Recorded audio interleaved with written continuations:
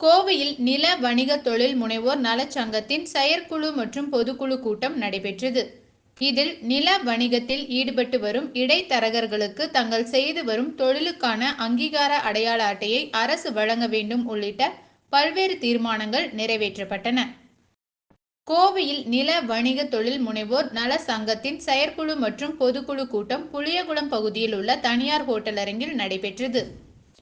சங்கத்தின் நிறுவனர் மற்றும் மாநில தலைவர் மருரா கருணாகரன் தலைமையில் நடைபெற்ற இதில் மாநில செயலாளர் வேலுச்சாமி, மாநில சங்க கௌரவ தலைவர் காளிமுத்து, மாநில ஆலோசனை கமிட்டி தலைவர் பழனியப்பன் பாண்டியன் ஆகியோர் முன்னிலை வகித்தனர்.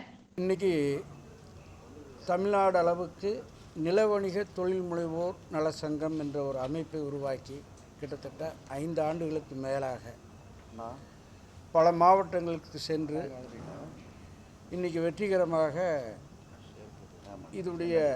இந்த ஆண்டின் இறுதி செயற்குழு பொதுக்குழு கூட்டங்கள் இன்று நடைபெறுகிறது.